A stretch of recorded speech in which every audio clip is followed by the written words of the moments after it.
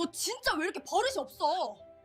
형님의 손이 번개처럼 빠르게 움직여 제 뺨을 내리쳤습니다. 그만 좀 피곤하게 해.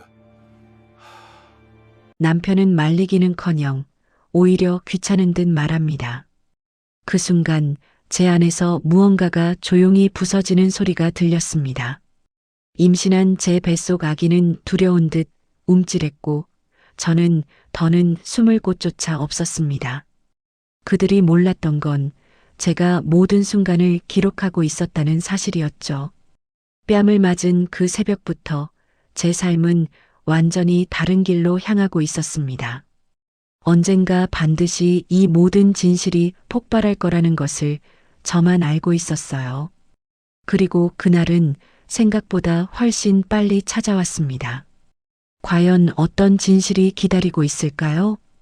지금부터 이야기가 시작됩니다. 시작하기 전 구독과 좋아요 부탁드립니다. 어디에서 듣고 계신지 댓글로 남겨주시면 그곳에 행운이 찾아오길 바라겠습니다. 새벽 5시 반, 휴대폰 벨소리가 조용한 아파트를 울렸습니다. 서연은 무거운 몸을 일으켜 전화를 받았어요. 화면에는 시어머니라는 글자가 떠 있었죠. 어머님, 무슨 일이세요? 전화기 너머로 날카로운 목소리가 들려왔습니다. 아직도 자고 있었어? 지금 당장 집으로 와. 형님이 아침 일찍 온다고 했는데 준비할 게 많아. 서연은 침대에서 일어나며 배를 쓸어내렸습니다. 임신 3개월, 입덧이 한창 심할 때였죠. 어지러움이 밀려왔지만 거절할 수 없었습니다. 남편 민주는 옆에서 코를 골며 자고 있었어요. 여보, 어머님이 지금 오라고 하시는데. 민주는 짜증스럽게 몸을 뒤척였습니다. 알았으니까 빨리 가. 나는 좀 더 잘게. 서연은 한숨을 삼키며 옷을 갈아입었습니다. 거울에 비친 자신의 얼굴은 창백했죠. 눈 밑에는 다크서클이 짙게 내려앉아 있었습니다. 차를 운전하며 시댁으로 가는 길, 서연은 손이 떨리는 것을 느꼈어요. 시댁은 차로 20분 거리에 있었지만 그 시간이 너무나 짧게 느껴졌습니다. 도착하고 싶지 않은 곳으로 가는 발걸음은 항상 무거웠죠. 시댁 현관문을 열자마자 형님의 날카로운 목소리가 들려왔습니다. 동서, 이제야 오네. 형님은 거실 소파에 앉아 팔짱을 끼고 있었어요. 눈빛이 차가웠습니다. 시어머니는 주방에서 나오며 혀를 찼죠. 벌써 6시가 넘었는데 이제 와. 형님은 새벽부터 와서 기다렸어. 서연은 고개를 숙였습니다. 변명조차 할 수 없었어요. 형님이 소파에서 일어나 서연 앞으로 다가왔습니다. 형님의 얼굴에는 경멸이 가득했죠. 동서, 너 진짜 왜 이렇게 버릇이 없어? 그 순간이었습니다. 형님의 손이 번개처럼 빠르게 움직였어요. 서연의 왼쪽 뺨에 형님의 손바닥이 날아왔습니다. 서연은 충격에 비틀거렸어요. 배를 감싸며 중심을 잡으려 했지만 몸이 흔들렸죠. 뺨이 화끈거렸습니다. 눈물이 차올랐지만 서연은 꾹 참았어요. 시어머니의 반응은 더 충격적이었습니다. 맞을 짓 했으니까 맞는 거지. 형님이 왜 화났겠어? 시어머니는 비웃듯이 말했어요. 마치 서연이 맞아도 싼 사람인 것처럼 취급했죠. 서연은 떨리는 손으로 뺨을 만졌습니다. 손바닥 자국이 느껴졌어요. 그때 남편이 시댁집 안으로 들어왔습니다. 서연은 한 줄기 희망을 품었죠. 하지만 민준의 반응은 더 잔인했습니다. 또 무슨 일이야? 그만 좀 피곤하게 해. 민준은 서연을 보지도 않고 소파에 털썩 앉았어요. 형님이 동생을 치켜 세웠습니다. 민준이는 회사에서 피곤한데 집에서까지 신경 쓰게 하지 마. 서연은 홀로 서 있었습니다. 뺨은 여전히 화끈거렸고 뱃속 아이가 발로 차는 것 같았어요. 아무도 서연을 도와주지 않았죠. 마치 투명 인간이 된 것 같았습니다. 형님은 서연을 위아래로 훑어보며 코웃음을 쳤어요. 동서가 와서 집안 공기가 탁해졌다니까. 임신했다고 게을러지면 안 되지. 그 말에 서연의 눈에서 눈물 한 방울이 떨어졌습니다. 뜨거운 눈물이 뺨을 타고 흘러내렸죠. 하지만 아무도 신경 쓰지 않았어요. 시어머니는 주방으로 돌아가며 명령했습니다. 울지 말고 와서 아침 준비나 해. 형님이 배고프시겠다. 서연은 떨리는 다리로 주방으로 걸어갔어요. 싱크대 앞에 서자 손이 더 심하게 떨렸습니다. 찬물에 손을 담그자 차가움이 전해졌지만 마음의 상처는 더 깊어졌죠. 형님이 주방으로 들어와 서연 옆에 섰습니다. 동서, 계란 후라이는 반숙으로 해. 그리고 국은 짜게 하지 말고. 형님의 명령은 계속되었어요. 서연은 묵묵히 일했습니다. 도마 위에서 칼질을 하는 손이 위태로웠죠. 입덧이 올라왔지만 참아야 했어요. 시어머니가 냉장고에서 반찬을 꺼내며 한숨을 쉬었습니다. 시집 왔으면 당연히 해야지. 요즘 며느리들은 너무 편하게 살려고 해. 그 말이 서연의 가슴에 비수처럼 꽂혔어요. 서연은 매일 새벽부터 일어나 남편 출근 준비를 했고 퇴근 후에는 집안일에 시달렸죠. 주말마다 시댁에 와서 온갖 일을 했습니다. 그런데도 부족하다는 말만 들었어요. 아침상이 차려졌습니다. 형님과 시어머니, 남편은 식탁에 앉았고 서연만 서서 시중을 들었죠. 형님이 국을 한 숟가락 떠먹고는 얼굴을 찌푸렸습니다. 동서, 이게 국이야? 맹물이야? 서연은 고개를 숙였어요. 분명 간을 맞췄는데도 트집이었죠. 시어머니가 거들었습니다. 서연아, 음식 하나 제대로 못하면 어떡해? 남편은 TV만 보며 밥을 먹었습니다. 서연이 무시당하는 것에 아무런 관심이 없었죠. 서연은 속으로 울고 있었어요. 겉으로는 참았지만 마음은 갈갈이 찢어지고 있었습니다. 식사가 끝나자 형님이 설거지를 시켰어요. 동서, 설거지하고 청소도 깨끗이 해. 오늘 친구들이 올 거거든. 서연은 고개를 끄덕였습니다. 더 이상 말할 힘도 없었죠. 싱크대 앞에 서서 그릇을 닦는데 형님이 뒤에서 말했어요. 참, 화장실 청소도 꼼꼼히 해. 지난번에 더러워서 창피했어. 그 순간 남편이 일어나며 말했습니다. 나 방에 들어가 있을 테니까 내 귀 좀 편하게 해. 민주는 형님 방으로 들어가 문을 닫았어요. 서연은 완전히 혼자가 되었습니다. 설거지를 하며 서연은 자신의 손을 내려다봤어요. 고무 장갑 속 손은 벌써 부어 있었죠. 임신 후 붓기가 심해졌는데 아무도 알아주지 않았습니다. 시어머니가 거실에서 TV를 크게 틀었어요. 형님은 전화 통화를 하며 크게 웃었죠. 그들에게 서연은 그저 일하는 기계였습니다. 사람이 아니었어요. 서연은 설거지를 마치고 걸레를 들었습니다. 무릎을 꿇고 바닥을 닦기 시작했죠. 배가 나와서 숨이 찼지만 쉴 수 없었어요. 형님이 지나가며 발로 걸레를 밟았습니다. 여기 다시 닦아 깨끗하지 않잖아. 서연은 다시 그 자리를 닦았어요. 눈물이 바닥에 떨어졌지만 걸레로 함께 닦아냈죠. 그때 서연은 깨달았습니다. 이곳은 자신에게 지옥이라는 것을요. 더는 안전하지 않다는 것을 느꼈어요. 뱃속의 아이마저 위험할 수 있다는 생각이 들었죠. 손끝이 떨렸습니다. 분노와 슬픔, 그리고 두려움이 뒤섞였어요. 하지만 서연은 그 감정들을 가슴 깊이 묻었습니다. 지금은 참아야 할 때였으니까요. 이 순간 서연의 인생이 완전히 바뀌기 시작했습니다.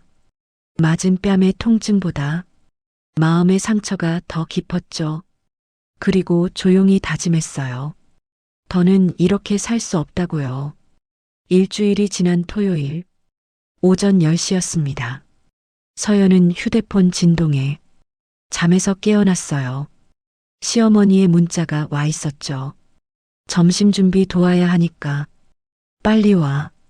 서연은 피곤한 몸을 일으켰습니다. 입덧은 조금 나아졌지만 여전히 몸이 무거웠어요. 남편은 거실에서 TV를 보고 있었습니다. 여보, 어머님이 점심 준비하러 오라고 하시네요. 남편은 TV에서 눈을 떼지 않고 대답했어요. 그래, 빨리 다녀와. 나는 좀 쉬어야겠어. 서연은 한숨을 삼켰습니다. 주말마다 반복되는 일이었죠. 시댁에 가는 것이 두려웠지만 거절할 수 없었어요.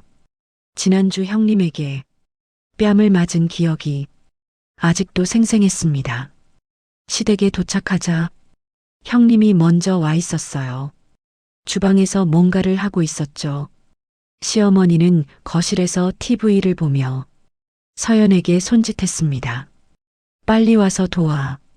혼자 하기엔 일이 많아. 서연은 주방으로 들어갔어요. 형님은 서연을 위아래로 훑어보며 비웃었습니다.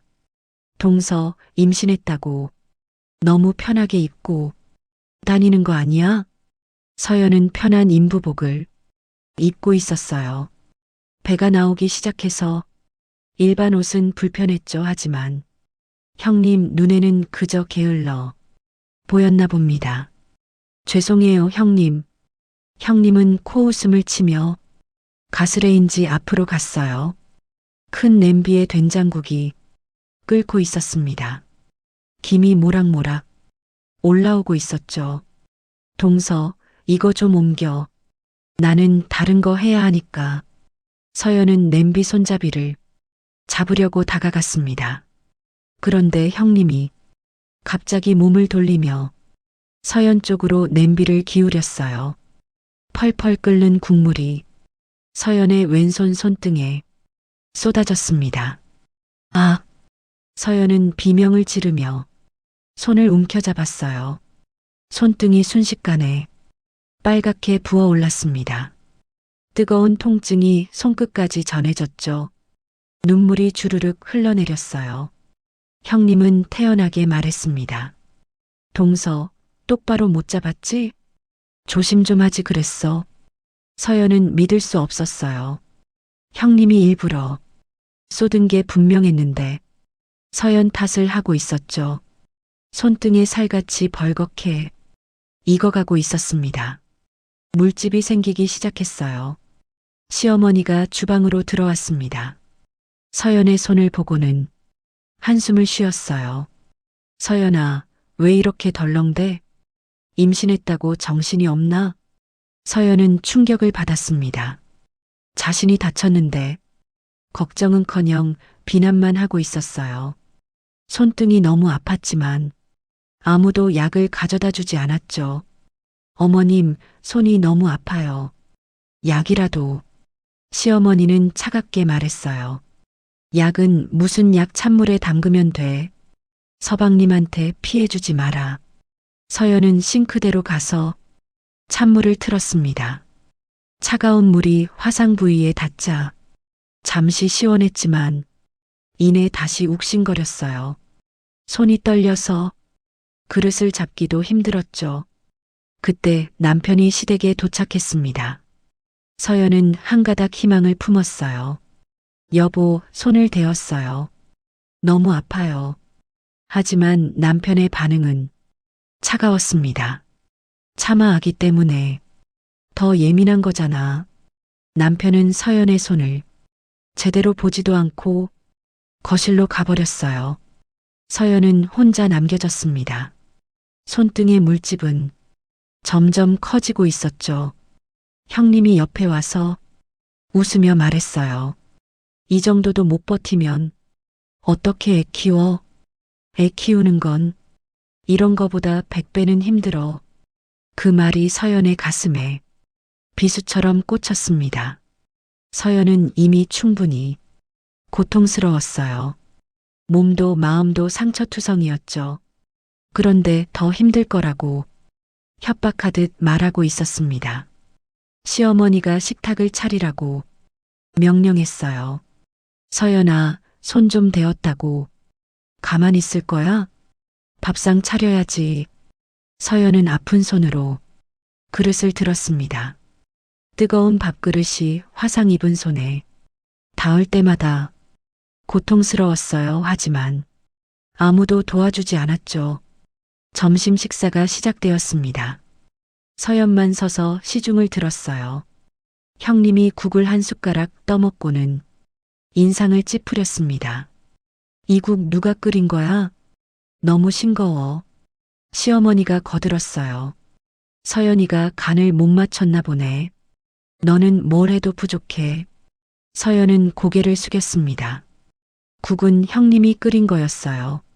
서연은 손을 대어서 국 근처에도 가지 못했죠. 하지만 변명할 수 없었습니다. 남편이 TV를 보며 밥을 먹었어요. 서연의 고통에는 전혀 관심이 없었죠. 마치 서연이 존재하지 않는 것처럼 행동했습니다. 동서, 김치 더 가져와. 형님의 명령에 서연은 부엌으로 갔어요. 김치통을 열려고 하는데 손이 너무 아파서 제대로 잡을 수가 없었습니다. 통이 미끄러져 바닥에 떨어졌어요. 쨍그랑 시어머니가 소리를 질렀습니다. 서연아, 뭐 하는 거야? 정신 좀 차려. 서연은 무릎을 꿇고 김치를 주었어요. 눈물이 뚝뚝 떨어졌습니다. 손은 욱신거리고 무릎은 아팠어요. 뱃속의 아이가 발로 차는 것 같았죠. 형님이 주방으로 와서 서연을 내려다봤습니다. 동서, 좀 똑똑히 해. 우리 집 분위기 망치지 말고. 서연은 고개를 들어 형님을 봤어요. 형님의 얼굴에는 만족스러운 미소가 있었습니다. 서연이 고통받는 모습을 즐기고 있는 것 같았죠. 식사가 끝난 후 설거지를 해야 했습니다. 뜨거운 물에 손을 담그자 화상 부위가 더 아팠어요. 물집이 터질 것 같았죠. 서연은 이를 악물고 참았습니다. 형님이 뒤에서 팔짱을 끼고 지켜봤어요. 동서, 그릇 깨끗이 안 닦이네. 다시 해. 서연은 이미 깨끗한 그릇을 다시 닦았습니다. 손이 떨려서 그릇을 떨어뜨릴 뻔했어요. 형님은 혀를 차며 거실로 갔죠. 시어머니가 TV를 보며 큰 소리로 말했습니다. 서연이가 너무 굼떠서 답답하지? 나도 속상해. 형님이 맞장구를 쳤어요. 엄마, 제가 볼 때 동서는 아직 교육이 덜 됐어요. 그들은 서연이 듣는 앞에서 대놓고 욕을 했습니다. 서연은 눈물을 삼키며 설거지를 계속했어요. 남편은 소파에 누워 낮잠을 자고 있었습니다. 서연이 이렇게 고통받는데도 모른 척하고 있었죠. 아니, 알면서도 외면하고 있는 건지도 모릅니다. 서연이 설거지를 끝내고 거실로 나오자 형님이 말했어요. 동서, 화장실 청소도 해. 더러워서 못 쓰겠어. 서연은 청소 도구를 들고 화장실로 갔습니다. 무릎을 꿇고 바닥을 닦는데 배가 당겼어요. 손은 계속 욱신거렸죠. 화장실 거울에 비친 자신의 모습을 봤습니다. 얼굴은 창백했고 눈은 충혈되어 있었어요. 이게 정말 자신의 모습인지 믿기지 않았죠. 청소를 마치고 나오니 형님이 또 명령했습니다. 동서, 자리 좀 비켜봐. 내가 앉을게. 서연은 서 있을 곳도 없었어요. 부엌 구석에 서서 벽을 짚고 있었죠. 손등의 물집은 더 커졌고 빨간색이 짙어졌습니다. 시어머니가 서연을 보며 말했어요. 서연아, 오늘 저녁도 해놓고 가. 저녁 먹고 갈 거거든. 서연은 절망했습니다. 손이 이런데 저녁까지 해야 한다니요. 하지만 거절할 수 없었어요. 부엌으로 다시 들어가며 서연은 생각했습니다. 이 집에서 자신은 사람이 아니었어요. 그저 부려먹는 하인이었죠. 손등을 내려다봤습니다. 빨갛게 부어오른 상처가 마음의 상처를 대변하는 것 같았어요. 서연은 조용히 마음속으로 다짐했습니다. 이 모든 걸 기억하겠다고요. 언젠가 이 상처들이 증거가 될 거라고요. 창밖으로 해가 기울고 있었습니다. 긴 하루가 아직도 끝나지 않았어요. 서연의 고통도 계속되고 있었죠. 하지만 서연은 알고 있었습니다. 이 어둠이 영원하지 않을 거라는 걸요. 화요일 오후 3시, 서연은 집에서 쉬고 있었습니다. 임신 5개월에 접어들면서 배가 많이 나왔어요. 도서관 일을 쉬는 날이라 편안하게 소파에 누워 있었죠. 그때 초인종이 울렸습니다.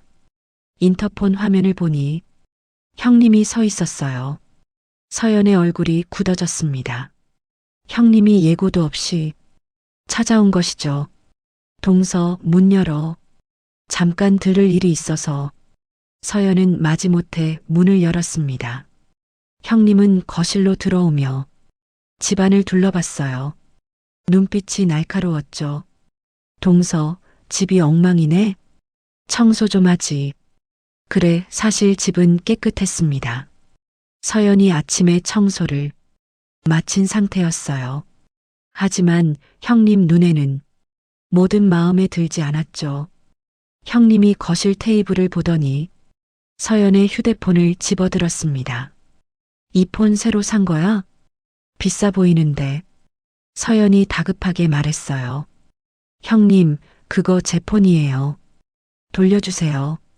형님은 코웃음을 치며 폰을 이리저리 살펴봤습니다. 그러더니 갑자기 손을 놓았어요. 휴대폰이 바닥으로 떨어졌습니다. 쨍그랑. 액정이 산산조각이 났어요.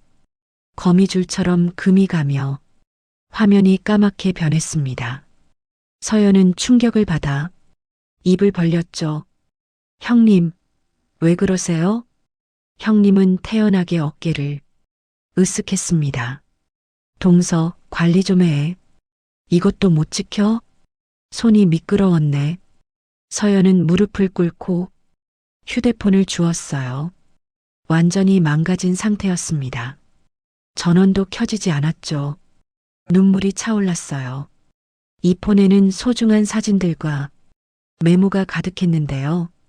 그때 남편이 퇴근해서 들어왔습니다. 형님이 먼저 말했어요. 민준아, 내 와이프가 폰을 떨어뜨려서 깨먹었어. 좀 조심하라고 해. 남편은 한숨을 쉬며 서연을 봤습니다. 여자들은 기계 약해. 조심 좀 하지 그래. 서연은 믿을 수 없었어요. 형님이 떨어뜨린 건데 왜 자신의 잘못이 되는 건지요. 하지만 아무도 서연이 말을 들어주지 않았습니다. 형님이 휴대폰 서비스 센터에 가자고 했어요. 서연은 형님과 함께 나갔습니다. 서비스 센터 직원이 수리비를 말했죠. 액정 교체 비용이 40만 원입니다. 형님이 서연을 쳐다봤어요. 동서, 카드 있지? 내가 실수한 거니까 내가 내야지. 서연은 떨리는 손으로 카드를 꺼냈습니다. 이번 달 생활비가 빠듯한데 40만 원이나 써야 하다니요. 하지만 거절할 수 없었어요. 집으로 돌아오는 길 형님이 말했습니다. 참, 아까 내 폰 떨어뜨리기 전에 메모장 좀 봤는데 뭘 그렇게 끄적여 놨어? 서연의 심장이 쿵 내려앉았어요. 메모장에는 시댁에서 당한 일들을 적어 놓았거든요. 형님이 그걸 본 것이었습니다. 형님, 그건 제 사생활이에요. 형님은 비웃었어요. 사생활? 가족끼리 무슨 사생활이야. 숨기는 게 있으면 안 되지. 서연은 분노가 치밀어 올랐습니다. 하지만 꾹 참았어요. 형님과 싸우면 더 큰 일이 날 것 같았거든요. 집에 도착하니 시어머니한테 전화가 왔어요. 서연아, 내가 폰 깨먹었다며? 돈 없으면 말해. 민서가 빌려줄 수도 있어. 시어머니의 비꼬는 말투에 서연은 눈물이 났습니다. 빌려준다는 말이 아니라 조롱하는 거였죠. 서연이 가난하다고 무시하는 거였어요. 괜찮아요, 어머님. 제가 해결했어요. 전화를 끊고 나니 단톡방에 메시지가 왔습니다. 시댁 가족 단톡방이었어요. 형님이 메시지를 올렸죠. 동서가 또 사고 쳤네. 폰도 제대로 못 들고 남편이 웃는 이모티콘으로 답했습니다. 시어머니도 한숨 이모티콘을 보냈어요. 서연은 그들이 자신을 조롱하는 걸 보며 치욕감을 느꼈죠. 서연이 수리된 휴대폰을 받으러 갔을 때 직원이 물었어요. 데이터는 복구가 안 돼요. 백업해 놓으신 거 있으세요? 서연은 고개를 저었습니다. 소중한 사진들이 모두 사라진 거였어요. 뱃속 아이의 초음파 사진, 친구들과의 추억, 모든 게 없어졌죠. 집에 돌아와서 서연은 방에 들어가 울었습니다. 남편은 거실에서 TV를 보고 있었어요. 서연이 우는 것도 모르는 듯 했죠. 다음 날 형님이 또 연락을 했어요. 동서, 내 폰에 있던 메모 내용 말인데 우리 가족 욕하는 거였어? 서연은 당황했습니다. 그저 있었던 일을 적은 거였는데 형님은 그걸 욕이라고 했어요. 아니에요, 형님. 그냥 일기 같은 거예요. 형님은 화난 목소리로 말했어요. 일기? 시댁 흉보는 게 일기야? 정말 실망이네. 그날 저녁 시댁에서 가족 모임이 있었습니다. 서연도 억지로 참석해야 했어요. 형님이 모두 앞에서 말했죠. 동서가 우리 욕하는 메모를 쓰고 다녔대요. 시어머니가 눈을 부릅뜨고 서연을 봤습니다. 서연아, 그게 사실이야? 시댁을 그렇게 생각해? 서연은 고개를 숙였어요. 무슨 말을 해도 믿어주지 않을 것 같았거든요. 남편도 차갑게 말했습니다. 서연아, 그건 좀 아니지 않아? 가족을 욕하다니. 서연은 억울했어요. 당한 일을 적었을 뿐인데 왜 자신이 나쁜 사람이 되는 건지요. 하지만 이 집에서는 서연만 항상 죄인이었습니다. 형님이 또 말했어요. 앞으로 동서 행동 좀 지켜봐야겠어요. 뭘 또 숨기고 있을지 모르니까. 그 말에 서연은 소름이 돋았습니다. 감시당하는 느낌이었어요. 사생활이 완전히 사라진 것 같았죠. 그날 밤 서연은 새 노트를 꺼냈어요. 그리고 조용히 적기 시작했습니다. 형님이 휴대폰을 파손한 일, 메모장을 훔쳐본 일, 단톡방에서 조롱한 일, 모든 걸 자세히 적었어요. 날짜와 시간, 장소, 목격자까지 빠짐없이 기록했습니다. 이번엔 아무도 못 보게 잘 숨겨놓을 거예요. 언젠가 이 기록이 필요할 날이 올 거라고 믿었거든요. 서연은 깨달았습니다. 이제 더 조심스럽게 행동해야 한다는 걸요. 하지만 포기하지는 않을 거예요. 증거를 모으고 기다릴 겁니다. 창밖으로 달이 떠올랐어요. 서연은 배를 쓰다듬으며 속삭였습니다. 아가야, 엄마가 지켜줄게. 우리가 이런 대우받지 않게 할 거야. 노트를 서랍 깊숙이 넣고 자물쇠를 잠갔습니다. 이제부터 진짜 싸움이 시작되는 거였어요. 겉으로는 순종하는 며느리지만 속으로는 모든 걸 기록하는 전사가 된 거죠. 서연은 거울을 봤습니다. 지친 얼굴이었지만 눈빛은 달라져 있었어요. 더 이상 그저 당하기만 하는 약한 여자가 아니었습니다. 내일도 형님과 시어머니를 만나야 해요. 또 어떤 일을 당할지 모릅니다. 하지만 서연은 준비가 되어 있었죠. 펜과 노트, 그리고 강한 의지로 무장한 채로요. 이 어둠의 터널 끝에는 분명 빛이 있을 거예요. 서연은 그 빛을 향해 한 걸음씩 나아가기로 했습니다. 비록 지금은 혼자지만 언젠가는 정의가 승리할 거라고 믿으며 추석 명절 이틀 전 서연은 아침 일찍 시댁으로 향했습니다. 임신 6개월째 배가 제법 나와서 움직이기 불편했어요. 시어머니가 명절 음식을 준비하라고 불렀던 거죠. 시댁에 도착하니 형님이 벌써 와 있었습니다. 주방에는 명절 음식 재료가 산더미처럼 쌓여 있었어요. 시어머니가 서연을 보자마자 말했죠. 늦었네, 할 일이 태산인데. 서연은 앞치마를 두르고 일을 시작했습니다. 전을 부치고 나물을 무치고 탕을 끓이는 일이 끝이 없었어요.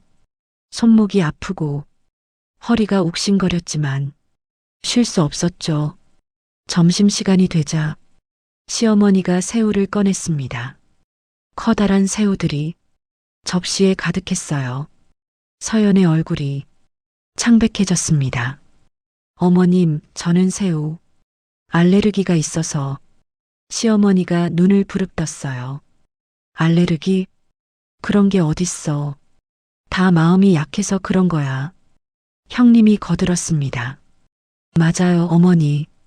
요즘 사람들은 유난 떨어요. 시어머니는 새우를 손질하라고 명령했어요. 서연은 고무 장갑을 끼고 조심스럽게 새우를 만졌습니다. 하지만 새우즙이 팔에 튀자 곧바로 두드러기가 올라왔어요. 어머님, 정말 못 만지겠어요. 두드러기가.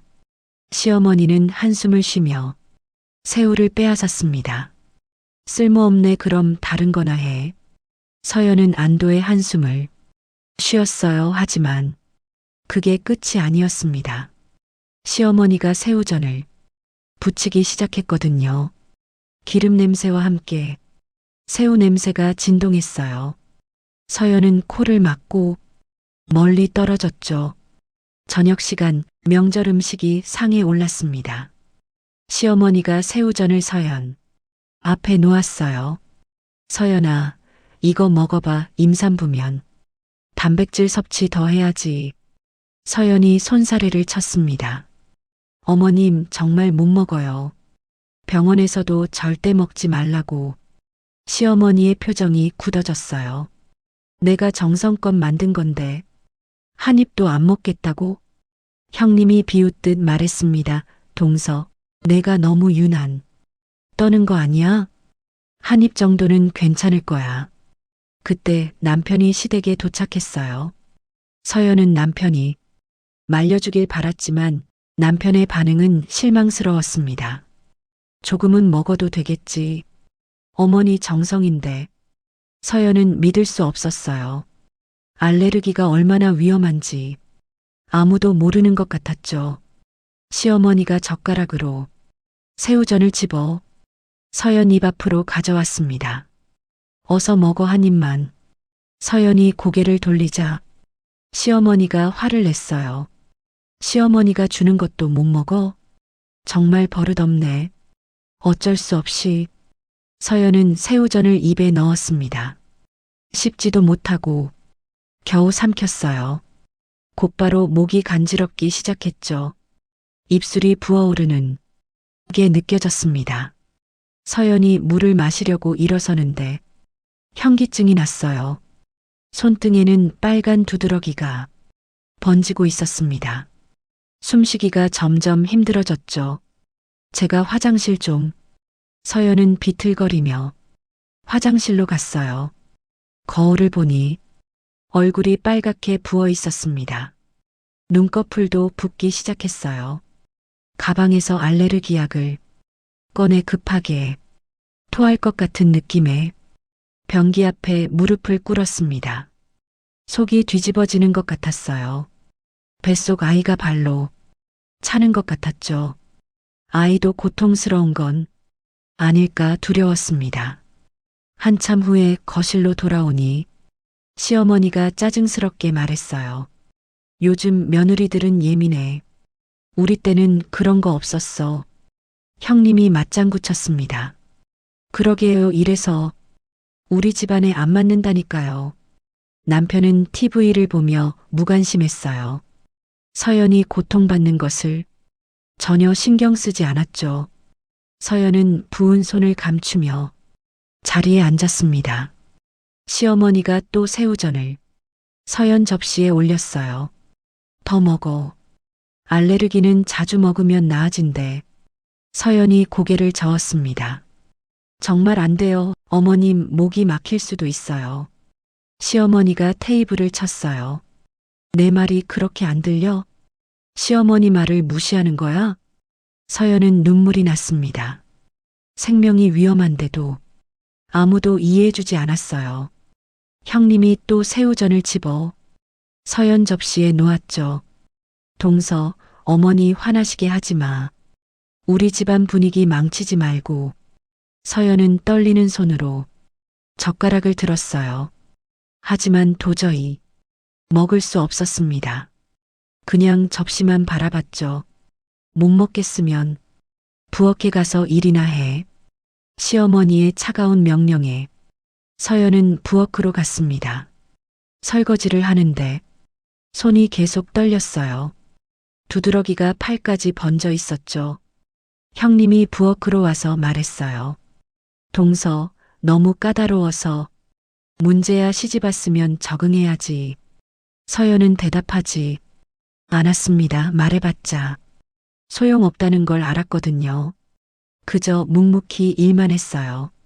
밤이 깊어서야 집으로 돌아올 수 있었습니다.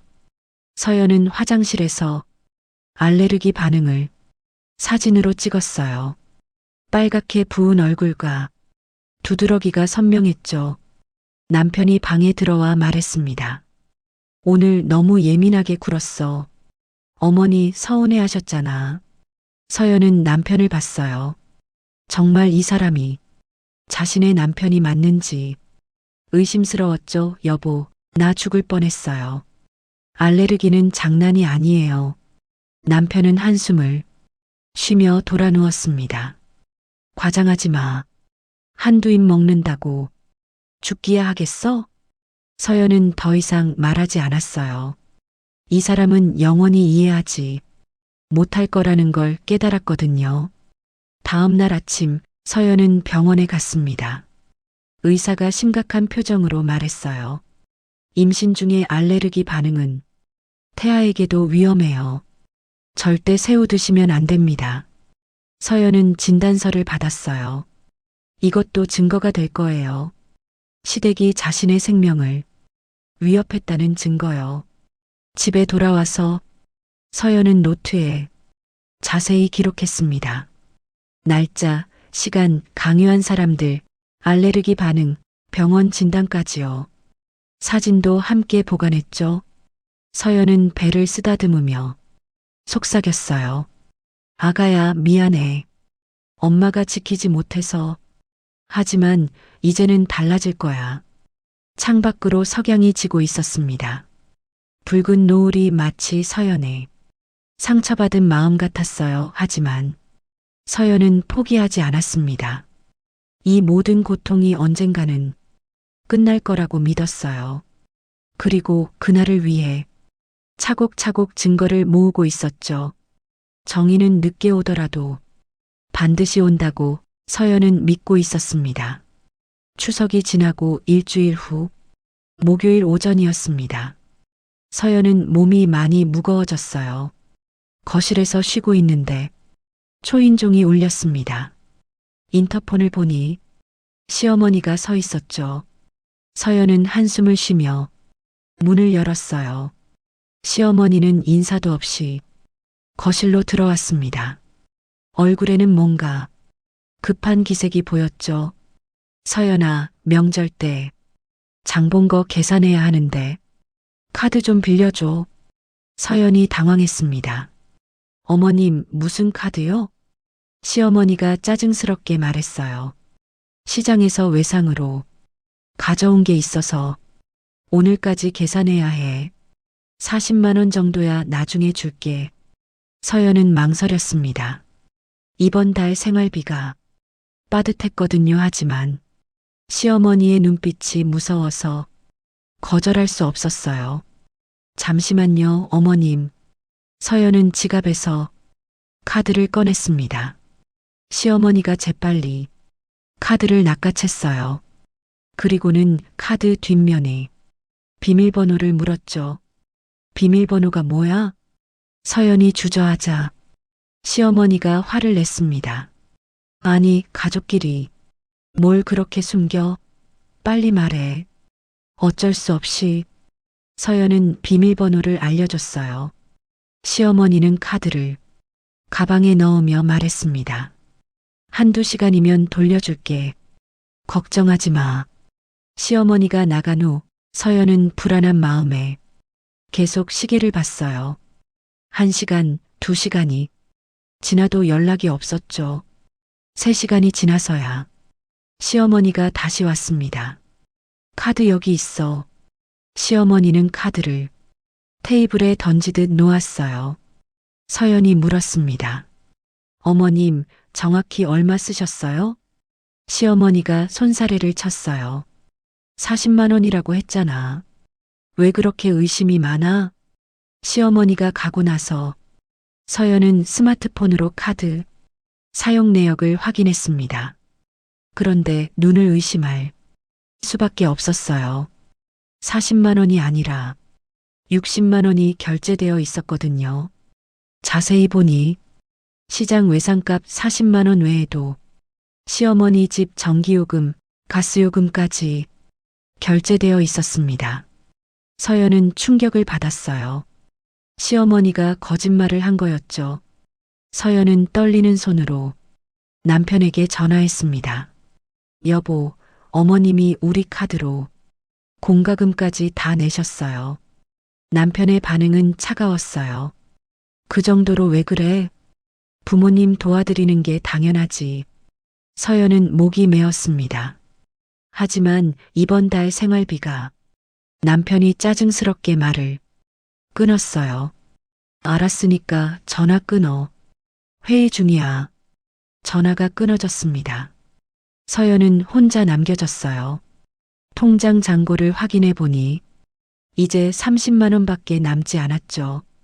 이번 달 병원비도 내야 하는데 말이에요. 그때 또 문자가 왔습니다. 카드 사용 알림이었어요.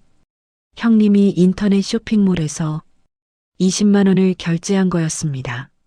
서연은 깜짝 놀라 형님에게 전화했어요. 형님, 제 카드로 뭘 사신 거예요? 형님이 당당하게 대답했습니다. 아, 어머니가 카드 번호 알려줘서 급한 거 좀 샀어. 동서가 좀 도와줘야지. 서연은 믿을 수 없었어요. 시어머니가 자신의 카드 정보를 형님에게까지 알려준 거였죠. 형님, 그건 제 카드예요. 허락도 없이 형님이 화를 냈어요. 동서 가족끼리 그렇게 따지면 어떡해? 며느리는 원래 그런 거 하는 거야. 전화가 끊어졌습니다. 서연은 망연자실했어요.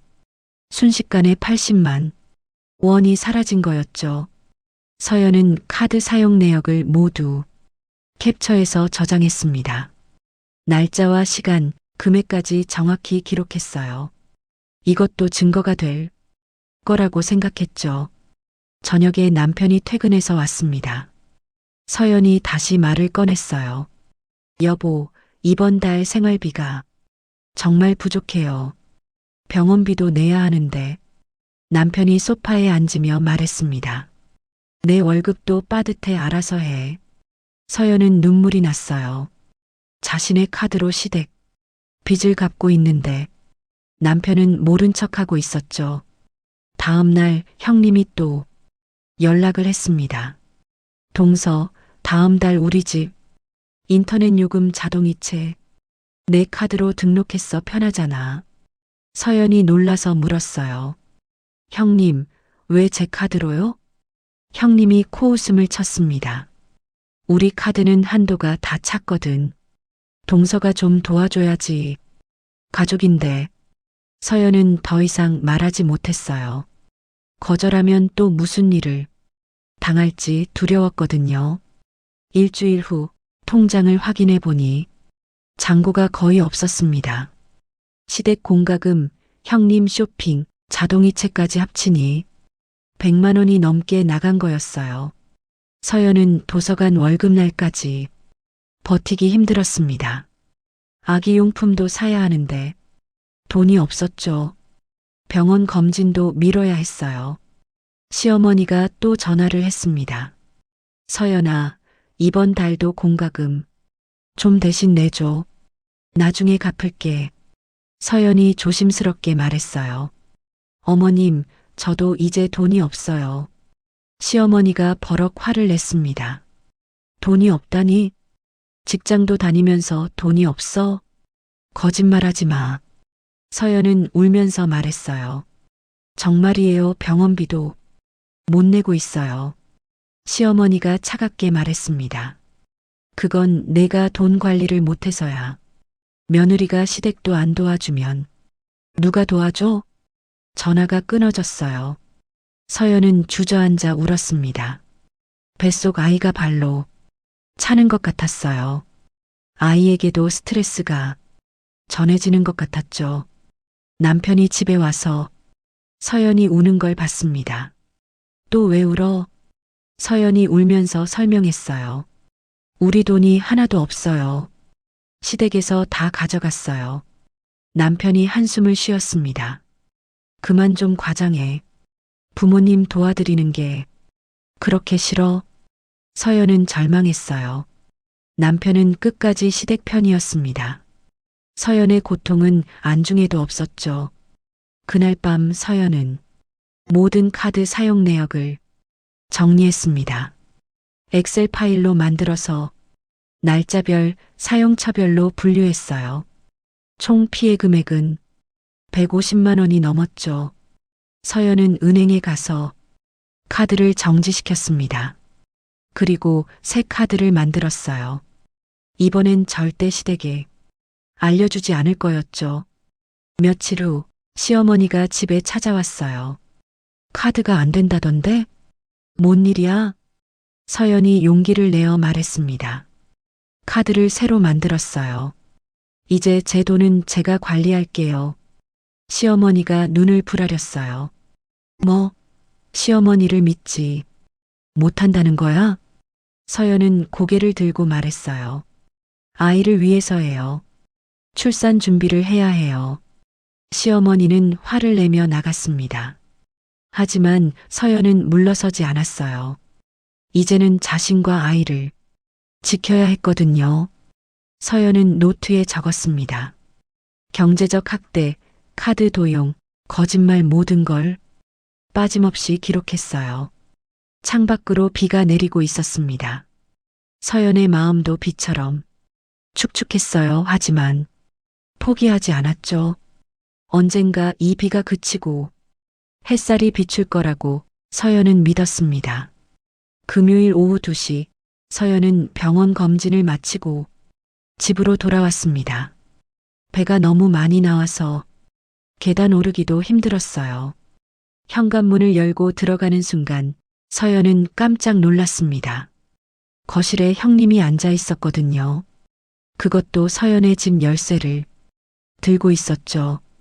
형님, 어떻게 들어오셨어요? 형님이 태연하게 대답했습니다. 민준이가 열쇠 하나 줬어. 청소 좀 도와주려고 왔지. 서연은 불안한 예감이 들었어요. 형님이 청소를 도와준다는 건 있을 수 없는 일이었거든요. 집안을 둘러보니 이미 형님이 이곳저곳을 뒤진 흔적이 보였습니다. 서연이 안방으로 들어가자 충격적인 광경이 펼쳐졌어요. 드레스룸 문이 활짝 열려 있었고 옷들이 바닥에 널브러져 있었죠. 서연이 아끼던 옷, 세 벌이 검은 비닐봉지에 담겨 있었습니다. 형님, 이게 뭐예요? 제 옷을. 형님이 비웃으며 말했어요. 동서 옷이 너무 싸 보여서 버리려고 했어. 임신했다고 아무거나 입고 다니면 안 되지. 서연은 비닐봉지를 열어봤습니다. 결혼 전에 산 비싼 원피스, 친구가 선물한 블라우스, 첫 월급으로 산 코트가 들어 있었어요. 모두 서연에게 소중한 추억이 담긴 옷들이었죠. 형님, 이건 제 물건이에요. 버릴 권리는 형님한테 없어요. 형님이 코웃음을 쳤습니다. 권리? 가족끼리 무슨 권리야? 내가 더 좋은 옷 사줄 테니까. 이런 건 버려. 서연이 옷을 꺼내려고 하자 형님이 비닐봉지를 빼앗았어요. 서연이 임신한 몸으로 형님과 실랑이를 할 수는 없었죠. 그때 서연이 제일 아끼던 하늘색 원피스가 없는 걸 발견했습니다. 형님, 하늘색 원피스는 어디 있어요? 형님이 어깨를 으쓱했어요. 그건 벌써 버렸어. 너무 낡아서. 서연의 눈에 눈물이 고였습니다. 그 원피스는 돌아가신 어머니가 마지막으로 사준 옷이었어요. 세상에 하나뿐인 소중한 물건이었죠. 형님, 그건 정말 소중한 거였어요. 어떻게 형님이 짜증스럽게 말을 끊었습니다. 옷 하나 가지고 왜 그렇게 유난이야? 그런 싸구려 옷에 미련 갖지 마. 서연은 주저앉아 울기 시작했어요. 배가 당기고 숨이 막혔습니다. 형님은 서연이 우는 것도 개의치 않고 드레스룸을 더 뒤지기 시작했죠. 속옷 서랍까지 열어보며 형님이 말했어요. 동서, 속옷도 너무 촌스러워. 이런 거 입고 남편한테 사랑받겠어? 서연은 수치심에 얼굴이 빨개졌습니다. 형님이 휴대폰을 꺼내 속옷 서랍을 사진 찍는 걸 봤어요. 형님, 뭐 하세요? 사진은 왜? 형님이 웃으며 말했어요. 동서가 얼마나 엉망으로 사는지 엄마한테 보여드려야지. 서연이 휴대폰을 빼앗으려 했지만 형님은 이미 사진을 전송한 후였습니다. 시댁 단톡방에 올린 거였죠. 남편이 퇴근해서 들어왔을 때 서연은 아직도 울고 있었어요. 여보, 형님이 제 옷을 다 버렸어요. 엄마가 사준 원피스까지. 남편은 한숨을 쉬며 말했습니다. 그 정도는 괜찮잖아. 누나가 도와주려고 한 건데. 서연은 믿을 수 없었어요. 남편은 형님이 얼마나 큰 상처를 줬는지 전혀 모르는 것 같았죠. 시어머니가 전화를 했습니다. 서연아, 집을 그렇게 엉망으로 해놓고 살아? 서연이 울먹이며 말했어요. 어머님, 형님이 제 물건을 마음대로. 시어머니가 말을 끊었습니다. 여긴 원래 민서 방이었어. 민서가 결혼 전까지 쓰던 방이니까 민서 마음이지. 서연은 충격을 받았어요. 이 집은 서연과 남편이 신혼집으로 마련한 곳인데 시어머니는 여전히 형님 방이라고 생각하고 있었던 거죠. 형님이 다른 방들도 돌아다니기 시작했습니다. 서재에 들어가서는 서연의 일기장을 발견했어요. 동서, 일기도 쓰네. 뭐라고 썼는지 볼까? 서연이 다급하게 일기장을 빼앗았습니다. 형님, 이건 정말 사적인 거예요. 제발. 형님이 비웃었어요. 가족한테 숨길 게 그렇게 많아? 수상한데? 서연은 일기장을 가슴에 꼭 안았습니다. 이것만큼은 지켜야 했어요. 여기엔 시댁에서 당한 모든 일들이 적혀 있었거든요. 형님이 부엌으로 가서 냉장고를 열었어요. 동서, 냉장고도 정리 좀 해. 이렇게 먹고 살면 애한테도 안 좋아. 형님은 서연이 사둔 음식들을 하나씩 꺼내서 유통기한을 확인했습니다. 멀쩡한 음식들도 버린다며 쓰레기통에 넣었어요. 형님, 그건 오늘 산 거예요. 버리지 마세요. 형님이 손사래를 쳤습니다. 내가 보기엔 상한 것 같은데? 동서 건강을 위해서야. 서연은 형님을 막을 수 없었어요. 임신한 몸으로는 힘도 없었고 형님과 싸우면 더 큰 일이 날 것 같았거든요. 형님이 가기 전에 말했습니다. 동서, 다음 주에 또 올게. 청소 제대로 해놓도록 해. 서연은 대답도 하지 못했어요. 형님이 나간 후 서연은 집안을 둘러봤습니다. 더 이상 이곳이 자신의 공간이 아닌 것 같았어요. 서연은 휴대폰을 꺼내 사진을 찍기 시작했습니다. 비어있는 옷걸이, 열려있는 서랍, 어질러진 방 모든 걸 증거로 남겼어요. 그리고 노트에 자세히 기록했습니다. 형님이 무단 침입한 시간, 버린 옷들, 찍은 사진, 모든 걸 빠짐없이 적었죠. 남편이 TV를 보며 말했어요. 너무 예민하게 굴지 마. 누나도 나름대로 도와주려고 한 거야. 서연은 남편을 봤습니다. 이 사람은 정말 자신의 편이 아니었어요. 아니, 애초부터 한 번도 서연 편이었던 적이 없었죠. 그날 밤 서연은 옷장을 정리하며 눈물을 흘렸습니다. 어머니가 사준 원피스는 영영 돌아오지 않을 거예요. 그 옷에 담긴 추억도 함께 사라진 거죠. 하지만 서연은 포기하지 않았습니다. 오늘 일도 모두 기록으로 남겼으니까요. 언젠가 이 기록들이 빛을 볼 날이 올 거라고 믿었어요. 창밖으로 별이 떠올랐습니다. 서연은 배를 쓰다듬으며 속삭였어요. 아가야, 엄마가 꼭 우리만의 안전한 공간을 만들어줄게. 그리고 조용히 다짐했습니다. 더는 이렇게 살지 않겠다고요. 월요일 저녁 6시 서연은 남편 서재를 청소하고 있었습니다. 임신 9개월째 곧 출산을 앞두고 있었죠. 책상 서랍을 정리하다가 이상한 영수증을 발견했어요. 호텔 영수증이었습니다. 날짜를 확인해 보니 지난달 서연이 새우 알레르기로 응급실에 실려간 날이었어요. 서연의 손이 떨리기 시작했습니다. 남편이 자신이 병원에 있을 때 호텔에 있었다는 거였죠. 서랍을 더 뒤지자 충격적인 것들이 나왔습니다. 여자 속옷, 향수, 냄새가 나는 손수건, 그리고 휴대폰 요금. 명세서에는 특정 번호와 수백 통이 통화 기록이 있었어요. 서연은 떨리는 손으로 남편의 노트북을 열었습니다. 비밀번호는 남편 생일이었죠. 카카오톡이 자동 로그인되어 있었어요. 서연은 대화 목록을 확인했습니다. 그리고 보게 되었어요. 지민이라는 여자와의 대화를. 오빠, 오늘도 와줄 거지? 그 아줌마는 또 시댁 갔대?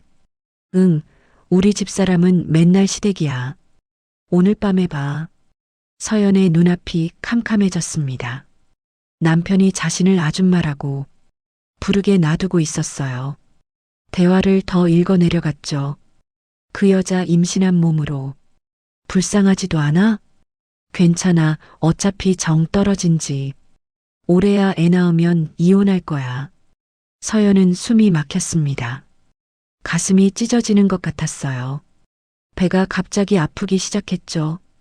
아랫배에서 뭔가 흐르는 느낌이 들었습니다. 화장실로 뛰어갔어요. 피가 나오고 있었습니다. 하혈이었죠. 서연은 공포에 질렸어요. 아이가 위험할 수도 있다는 생각에 온몸이 떨렸습니다. 그때 현관문이 열리는 소리가 났어요. 남편이 들어온 거였습니다. 서연은 피를 흘리며 거실로 나왔죠. 여보, 이게 다 뭐예요? 서연이 영수증과 사진을 들고 있는 걸 본 남편이 얼굴이 굳어졌습니다. 너 내 서랍을 뒤졌어? 서연이 울면서 물었어요. 외도했어요? 정말로? 남편은 한숨을 쉬며 소파에 앉았습니다. 부정하지도 않았어요. 그날 넌 예민해서 상대하기 싫었어. 맨날 시댁 타령에 울기만 하고. 서연은 믿을 수 없었습니다. 자신이 고통받을 때 남편은 다른 여자를 만나고 있었던 거예요. 그럼 이혼하자고요? 애 낳으면 버리려고 했어요? 남편이 짜증스럽게 말했어요. 누가 그런 소리 했어? 과장하지 마. 그때 서연의 다리에 힘이 빠졌어요. 피가 더 많이 흐르기 시작했습니다. 바닥에 피가 떨어졌죠. 여보, 나 피가. 서연이 쓰러지려는 순간 형님이 집에 들어왔습니다. 열쇠로 문을 연 거였어요.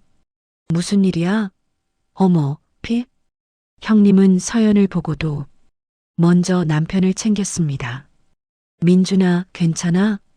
동서가 또 무슨 짓을 한 거야? 시어머니도 뒤따라 들어왔어요. 서연이 피를 흘리는 걸 보고는 혀를 찼습니다. 애 가진 여자가 왜 이렇게 난리야? 남자들은 다 그런다니까.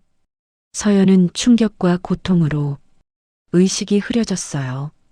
아무도 구급차를 부르지 않았습니다. 서연이 직접 119에 전화했죠. 여기 임산부 하열이에요. 빨리 와주세요. 구급차를 기다리는 동안 형님이 말했어요. 동서가 못해서 다른 데로 눈이 가는 거지.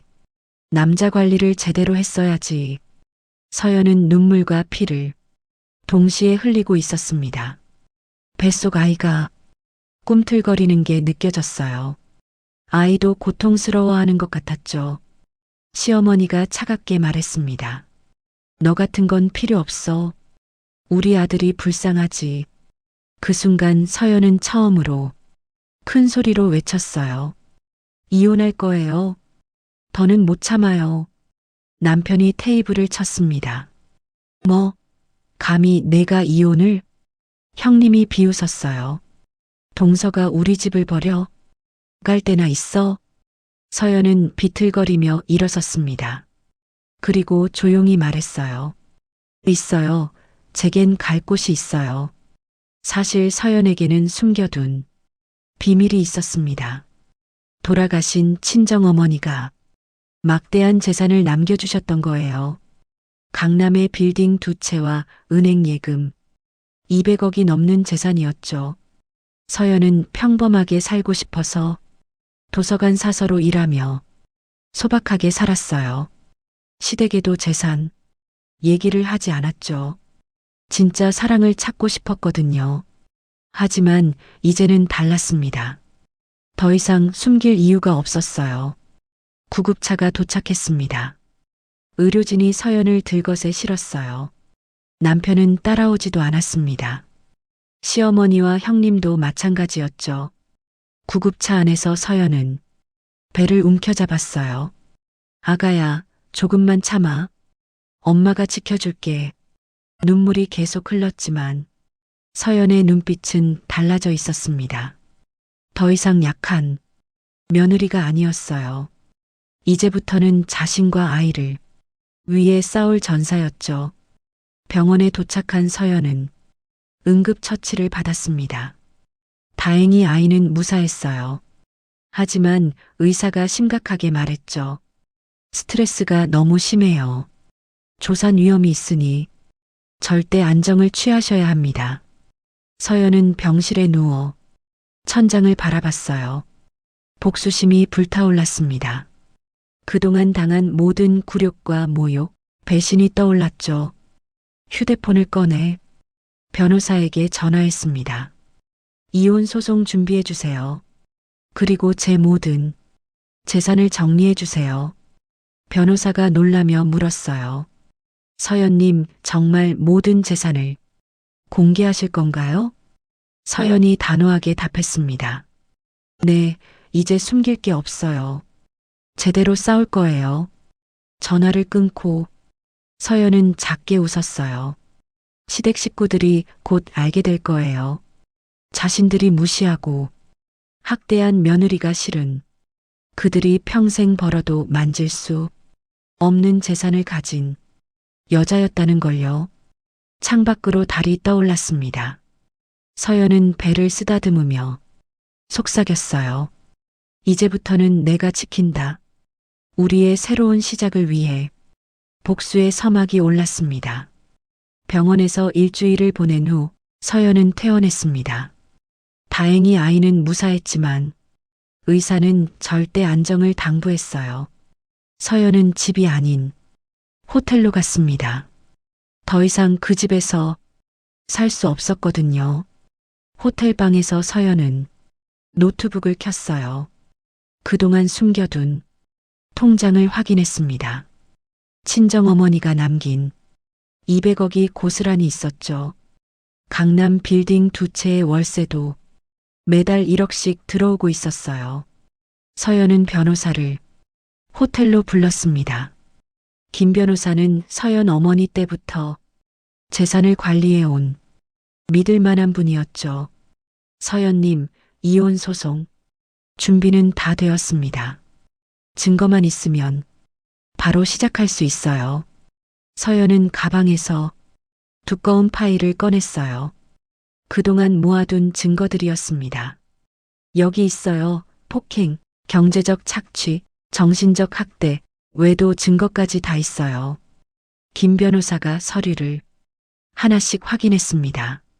날짜별로 정리된 사진, 녹음 파일, 카드 사용 내역, 병원 진단서까지 완벽했어요. 이 정도면 충분합니다. 위자료도 최대한 받을 수 있을 거예요. 서연이 고개를 저었어요. 위자료는 필요 없어요. 대신 그들이 저에게 한 일에 대한 대가는 받고 싶어요. 그때 은정 언니가 호텔로 찾아왔습니다. 서연의 직장 선배였던 은정은 유일한 조력자였죠. 서연아, 괜찮아? 얼굴이 너무 창백해. 서연이 눈물을 흘렸어요. 언니, 이제야 깨달았어요. 제가 얼마나 바보같이 살았는지. 은정이 서연의 손을 잡았습니다. 늦지 않았어. 이제부터 시작이야. 서연은 남편의 휴대폰을 해킹한 자료를 보여줬어요. 외도 상대와 주고받은 문자가 수백 개였습니다. 애 낳으면 바로 이혼하자. 서연이는 쓸모없어. 그 못난 여자랑 언제까지 살 거야? 조금만 참아. 위자료 안 주고 이혼할 방법 찾고 있어. 서연의 손이 떨렸습니다. 분노가 치밀어 올랐어요. 하지만 이제는 감정적으로 대응하지 않기로 했죠. 언니, 저 이제 가만히 있지 않을 거예요. 은정이 끄덕였어요. 그래, 이제 내 인생을 찾아야지. 서연은 시댁 가족들의 행적을 조사하기 시작했습니다. 사설 탐정을 고용했어요. 일주일 만에 충격적인 사실들이 드러났죠. 시어머니는 동네에서 돈을 빌리고 안 갚아서 신용불량자 직전이었어요. 형님은 직장에서 횡령, 혐의로 조사받고 있었고 사기 도박에 빠져 있었죠. 남편은 외도 상대와 해외여행을 계획하고 있었습니다. 서연이 출산하는 날 떠날 예정이었어요. 서연은 모든 걸 기록했습니다. 날짜, 시간, 장소, 증인까지 빠짐없이 적었어요. 이제는 감정 없이 사실만 기록했죠. 남편이 서연이 있는 호텔을 찾아왔습니다. 서연아, 언제까지 여기 있을 거야? 집에 돌아와. 서연이 차갑게 답했어요. 싫어요. 이혼 서류 받으셨죠? 남편의 얼굴이 붉어졌습니다. 이혼? 내가 감히 갈 때나 있어? 서연이 조용히 웃었어요. 있어요. 제 명의로 된 강남 펜트하우스가 있거든요. 남편의 눈이 휘둥그레졌습니다. 뭐, 펜트하우스? 서연이 서류를 보여줬어요. 300억짜리 펜트하우스. 등기부등본이었습니다. 어머니가 물려주신 거예요. 그동안 말 안 했을 뿐이죠. 남편이 다리에 힘이 풀려 주저앉았어요. 그럼 너 부자였어? 서연이 고개를 끄덕였습니다. 네, 당신들이 무시하고 학대한 며느리가 실은 재벌이었어요. 남편이 갑자기 태도를 바꿨어요. 서연아, 내가 잘못했어. 다시 시작하자. 서연이 코웃음을 쳤습니다. 이제 와서요? 늦었어요. 형님과 시어머니도 호텔로 찾아왔어요. 서연의 재산 얘기를 들은 거였죠. 동서, 우리가 미안했어. 용서해줘. 시어머니도 굽신거렸습니다. 서연아, 가족끼리 왜 이래 다 잊고 다시 시작하자. 서연은 그들을 차갑게 바라봤어요. 돈 앞에서 태도가 180도 바뀐 그들이 역겨웠죠. 이제 와서 가족이라고요? 제가 피 흘리며 쓰러졌을 때는 어디 계셨어요? 형님이 눈물을 짜냈어요. 가짜 눈물이 분명했죠. 동서, 정말 미안해. 내가 다 잘못했어. 서연이 일어섰습니다. 변호사를 통해 연락하세요. 저는 이제 당신들과 상관없는 사람이에요. 서연은 호텔을 나와 새 집으로 향했어요. 성북동에 있는 정원이 넓은 저택이었습니다. 어머니가 서연을 위해 준비해둔 집이었죠. 정원에는 꽃들이 만개해 있었어요. 서연은 배를 쓰다듬으며 집 안으로 들어갔습니다. 아가야, 이제 우리 집이야. 여기서 행복하게 살자. 거실에는 어머니 사진이 걸려 있었어요. 서연은 사진을 보며 말했습니다. 엄마, 이제야 깨달았어요. 제 가치를 아는 사람과 살아야 한다는 걸. 그날 밤 서연은 편안하게 잠들었어요. 처음으로 악몽 없이 푹 잤죠. 다음 날 아침 변호사에게 전화가 왔습니다. 서연님, 법원에서 이혼 조정 날짜가 잡혔어요. 다음 주에요. 서연이 담담하게 답했어요. 알겠어요. 준비할게요. 서연은 거울을 봤습니다. 지친 얼굴이었지만 눈빛은 살아있었어요. 더 이상 약한 며느리가 아니었죠. 이제 진짜 싸움이 시작되는 거였습니다. 법원 조정실, 이혼 조정 날이었습니다. 서연은 검은색 정장을 입고 당당하게 들어섰어요. 임신 9개월이 넘었지만 눈빛은 단호했죠. 맞은편에는 남편과 시댁 가족들이 앉아 있었습니다. 조정위원이 서류를 확인하며 말했어요. 쌍방합의 하에 이혼하시는 건가요? 남편이 테이블을 쳤습니다. 아니요. 이혼 안 합니다. 아내가 일시적으로 화가 나서 그런 거예요. 서연의 변호사가 증거, 서류를 제출했어요. 외도 증거, 경제적 착취 내역, 폭행 진단서입니다. 이혼 사유가 충분합니다. 조정위원이 서류를 보고 놀랐습니다. 카드 무단 사용 내역만 200만 원이 넘었고 외도 증거는 너무나 명백했어요. 시어머니가 갑자기 일어섰어요. 그게 다 오해예요. 우리가 며느리를 얼마나 아꼈는데. 형님도 거들었습니다. 맞아요, 동서가 예민해서 과장한 거예요. 그때 서연이 조용히 말했어요. 제 재산 내역서도 제출하겠습니다.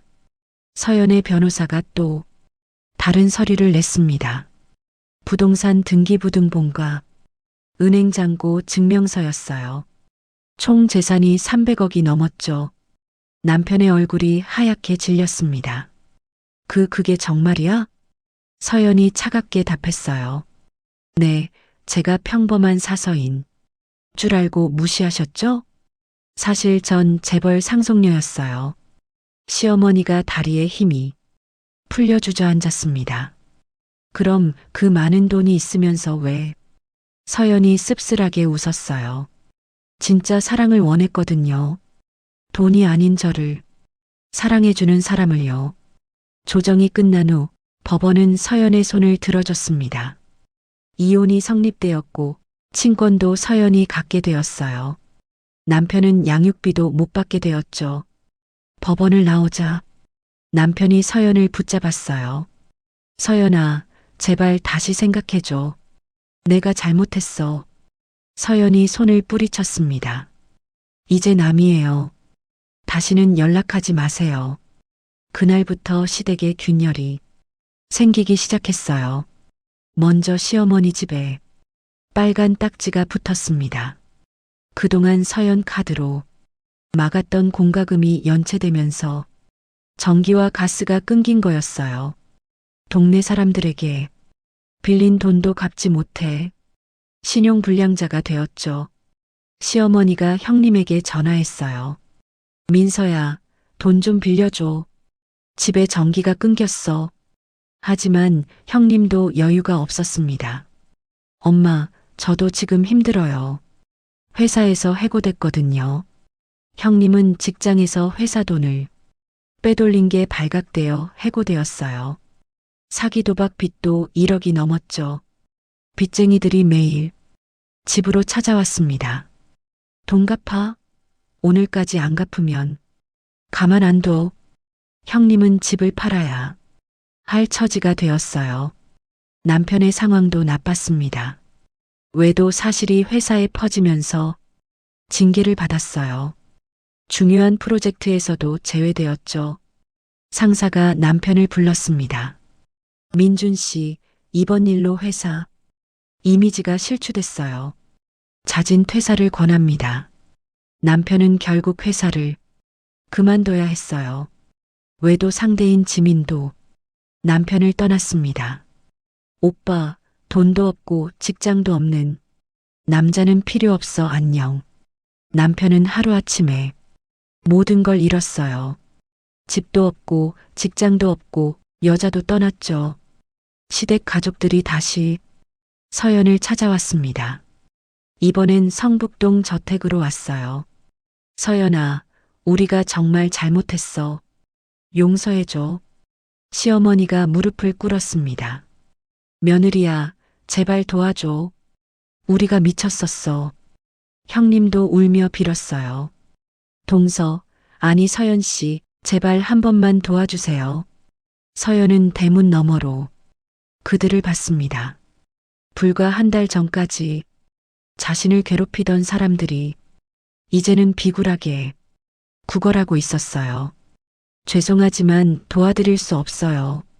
남편이 울부짖었습니다. 서연아, 그래도 한때는 부부였잖아. 서연이 차갑게 답했어요. 부부요? 제가 피 흘리며 쓰러졌을 때 당신은 외도 상대와 있었죠. 시어머니가 땅을 치며 울었어요. 이렇게 만들어 놓고 모른 척 할 거야? 서연이 대문을 닫으며 말했습니다. 당신들이 스스로 만든 결과예요. 남을 탓하지 마세요. 며칠 후 서연은 뉴스를 봤어요. 형님이 사기 혐의로 구속되었다는 소식이었습니다.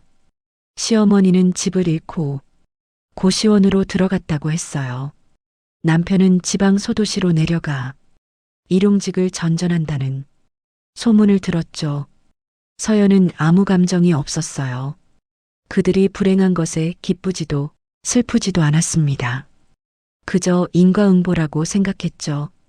은정 언니가 저택으로 놀러 왔어요. 서연아, 시댁이 완전히 망했다며? 서연이 차를 따르며 답했어요. 그러게요, 스스로 무너진 거예요. 은정이 서연의 배를 쓰다듬었습니다. 이제 곧 출산이네. 준비는 다 했어? 서연이 미소 지었어요. 네, 아기 방도 다 꾸며놨어요. 정원에서 뛰어놀 수 있게 놀이터도 만들었고요. 두 사람은 정원을 산책했습니다. 꽃들이 만개한 정원은 평화로웠어요. 서연은 처음으로 진정한 자유를 느꼈죠. 그날 밤 서연은 일기를 썼습니다. 오늘로 과거는 모두 끝났다. 이제 새로운 삶이 시작된다. 아이와 함께 행복한 미래를 만들어 가리라. 창밖으로 별이 빛나고 있었어요. 서연의 새로운 인생도 별처럼 빛날 거였습니다. 2025년 5월 15일 새벽 3시 서연은 진통을 느끼며 잠에서 깨어났습니다. 이혼한 지 한 달, 드디어 아이가 세상에 나올 준비를 하고 있었어요. 서연은 미리 준비해둔 가방을 들고 병원으로 향했죠. 은정 언니가 병원에서 기다리고 있었습니다. 서연아, 괜찮아? 내가 끝까지 옆에 있을게. 서연이 고마운 마음에 눈물을 흘렸어요. 언니, 정말 고마워요. 혼자가 아니라서 다행이에요. 6시간의 진통 끝에 건강한 딸이 태어났습니다. 아이는 서연을 꼭 닮은 예쁜 눈을 가지고 있었어요. 서연은 아이를 품에 안으며 속삭였죠. 수아야, 엄마가 평생 지켜줄게. 너는 엄마의 보물이야. 수아라는 이름은 물처럼 맑고 아름답게 자라라는 뜻이었어요. 서연의 어머니가 생전에 손녀 이름으로 지어놓은 거였죠. 병원에 입원해 있는 동안 서연은 뉴스를 봤습니다. 전 시어머니가 사기 혐의로 경찰 조사를 받는다는 내용이었어요. 동네 사람들에게 서연이 재벌 며느리라고 속여서 돈을 빌렸다가 갚지 못한 거였죠. 형님은 이미 구치소에 수감되어 있었습니다. 회사 공금 횡령액이 3억이 넘었고 도박 사기까지 더해져 실형이 확실했어요. 전 남편 민주는 더 비참했습니다. 지방 공사장에서 일하다가 다쳐서 병원에 입원했는데 치료비를 낼 돈이 없어서 쫓겨났다고 했어요. 결국 무료 진료소를 전전하고 있다는 소문이 들렸죠. 서연은 그들을 생각하며 아무 감정도 느끼지 않았습니다. 그저 인과응보일 뿐이었어요. 자신이 복수한 게 아니라 그들 스스로 만든 결과였죠. 퇴원한 서연은 성북동 저택으로 돌아왔습니다. 정원에는 봄꽃이 만개해 있었어요. 수아를 위해 준비한 아기방은 햇살이 가득했죠. 서연은 수아를 안고 정원을 걸었습니다. 수아야, 여기가 우리 집이야. 이 꽃들도 다 너를 환영하고 있어. 그때 현관벨이 울렸어요. 인터폰을 보니 낯선 중년 여성이 서 있었습니다. 누구세요? 여성이 고개를 숙였어요. 안녕하세요. 저는 민준 씨 회사 동료였던 박 과장입니다. 민준 씨가 부탁한 게 있어서 왔어요. 서연은 대문을 열지 않고 인터폰으로 대화했습니다. 무슨 일이죠? 박 과장이 편지를 들어보였어요. 민준 씨가 병원에서 이 편지를 전해달라고 했어요. 마지막 부탁이라면서요. 서연은 잠시 고민하다가 편지만 우편함에 넣어달라고 했습니다. 박 과장이 떠난 후 서연은 편지를 읽었어요. 서연아, 미안하다.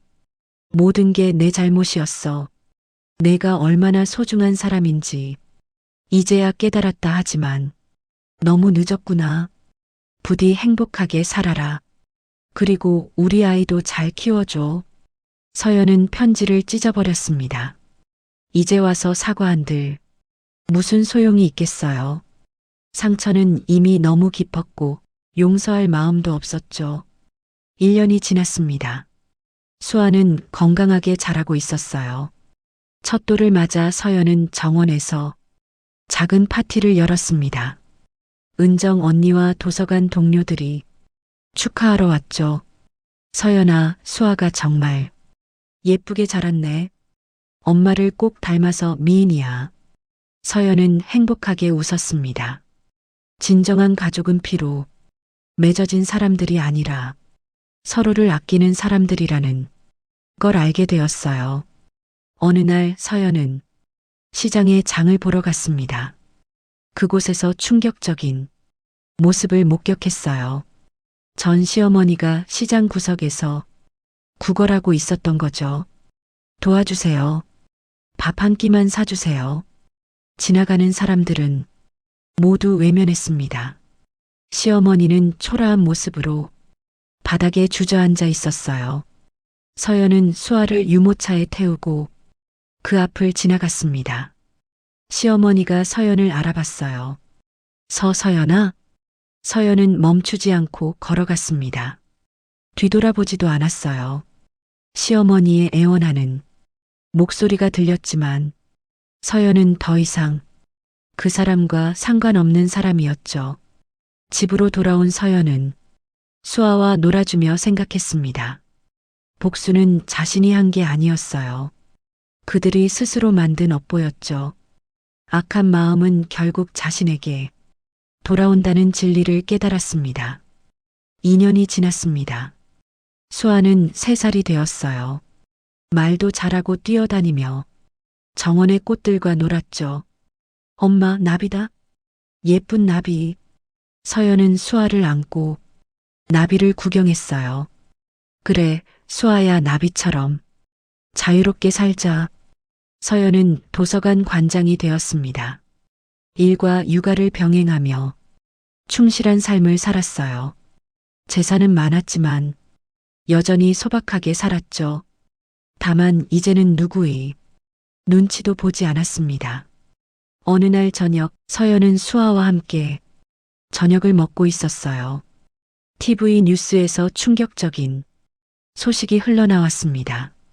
오늘 새벽 서울의 한 공사장에서 노숙자로 추정되는 40대 남성이 숨진 채 발견되었습니다. 화면에 나온 얼굴은 전 남편이었어요. 서연은 잠시 멍하니 TV를 바라봤습니다. 한때 사랑했던 사람이 그렇게 비참하게 생을 마감했다니요. 하지만 서연은 눈물을 흘리지 않았어요. 그저 수아를 더 꼭 안아줬을 뿐이죠. 수아야, 엄마가 항상 지켜줄게. 그 후로도 소식이 들려왔습니다. 형님은 감옥에서 7년형을 선고받았고 시어머니는 요양병원에서 쓸쓸히 지낸다고 했어요. 서연은 더 이상 그들을 생각하지 않았습니다. 과거는 과거일 뿐이었어요. 중요한 건 현재와 미래였죠. 5년이 지났습니다. 수아는 8살이 되어 초등학교에 입학했어요. 똑똑하고 밝은 아이로 자랐죠. 엄마, 오늘 학교에서 친구들이 우리 집 정원 보고 싶다고 했어요. 서연이 미소 지었어요. 그래. 그럼 주말에 친구들 초대할까? 수아가 신나게 뛰었습니다. 와, 엄마 최고. 서연은 어머니 사진을 바라봤어요. 엄마, 저 이제 행복해요. 수아도 건강하게 잘 자라고 있어요. 창밖으로 석양이 아름답게 물들고 있었습니다. 정원의 꽃들이 황금빛으로 빛났어요. 서연은 수아와 손을 잡고 정원으로 나갔습니다. 두 사람은 꽃길을 걸으며 노래를 불렀어요. 이제 더는 누구의 며느리도 아내도 아니었습니다. 서연은 자기 자신으로 수아의 엄마로 당당한 한 사람이 여성으로 살아가고 있었어요. 복수는 성공하는 것이었습니다. 그들을 파멸시키는 게 아니라 자신이 행복해지는 것. 그것이 진정한 복수였죠. 서연은 수아를 안고 하늘을 올려다봤습니다. 구름 사이로 별이 하나둘 떠오르고 있었어요. 수아야, 우리 앞으로도 행복하게 살자. 네, 엄마. 사랑해요. 서연의 새로운 인생은 이제 시작이었습니다. 과거의 상처는 모두 치유되었고 미래는 희망으로 가득했어요. 이제 더는 누구의 며느리가 아니라 온전한 나로 산다. 그것이 서연이 찾은 진정한 자유였습니다. 오늘 이야기 어떠셨나요? 여러분이라면 가족이라는 이름 아래 모든 상처를 참아내실 건가요? 아니면 서연처럼 삶의 방향을 바꿀 단 한 번의 용기를 선택하시겠어요? 댓글로 여러분의 이야기를 들려주세요. 함께 이야기 나누고 싶어요. 오늘의 이야기가 마음에 드셨다면 구독과 좋아요 클릭해주시고 가까운 사람들에게 영상을 공유해주세요. 소중한 여러분의 삶이 더 풍요로워지실 거예요. 다음 이야기도 더욱 재미있고 흥미로운 영상으로 찾아뵙겠습니다. 영상 시청해주셔서 진심으로 감사드립니다.